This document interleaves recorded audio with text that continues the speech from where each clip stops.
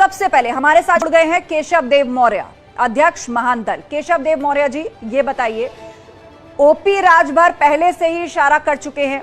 हाल ही में आपने देखा जो दोनों सीटें थी उसमें समाजवादी पार्टी हार गई और उन्होंने इशारों में बताया कि क्रॉस वोटिंग हुई है और कह दिया आगे आप खुद समझदार हैं। मायावती दलित और ओबीसी को लेकर अखिलेश यादव पर निशाना साध रही हैं। तो 24 के लिए ऐसा लग रहा है कि विपक्षी खेमा तो बिखर गया उत्तर प्रदेश के अंदर, समाजवादी पार्टी अकेली खड़ी नजर आ रही है। आप भी सहयोगी रह चुके हैं।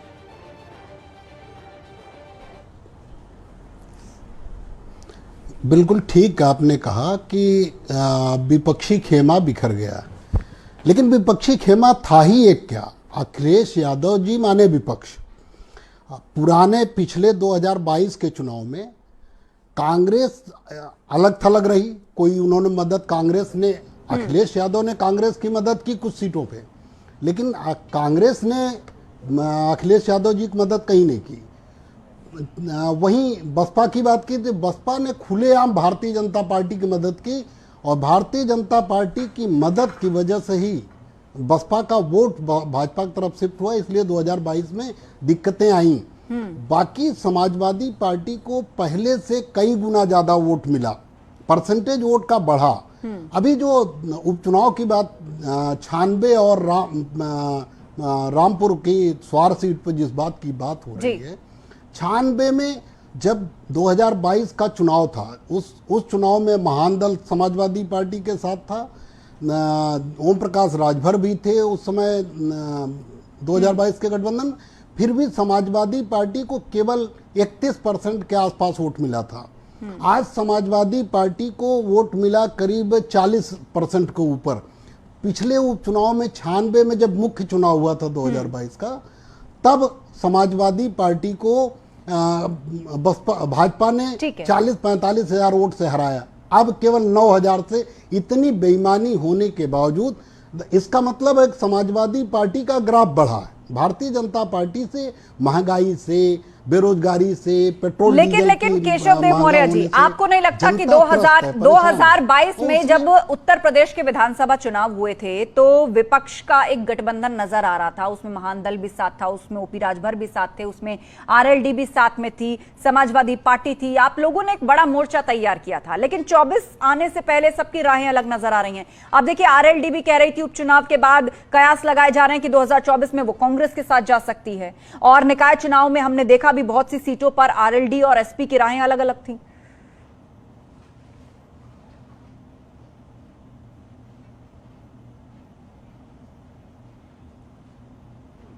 रोका नहीं जा सकता है। बहुत लोग लड़ना चाहते हैं।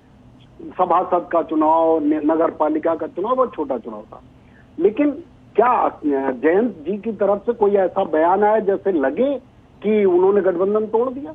वो तो तैयारी कर रहे हैं समाजवादी पार्टी के साथ। अभी एमएलसी के चुनाव कल हुए हैं, आपने देखा कि उन्होंने खुलेआम उनके प्रत्याशियों ने, उनके विधायकों ने रणनीति बनाई कि किस तरह हम अधिक से अधिक वोट हासिल करें।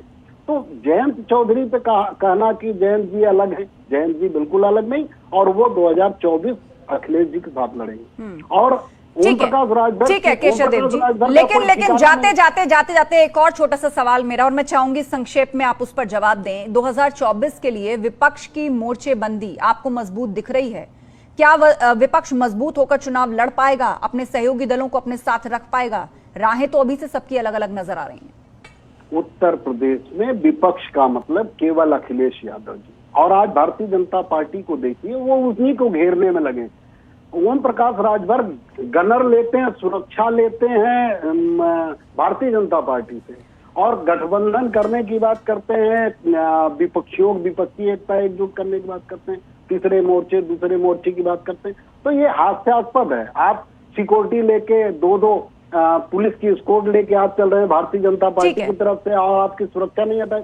तो ये खेल है, और बाकी अखिलेश यादव जी ही मुख्य विपक्षी दल है।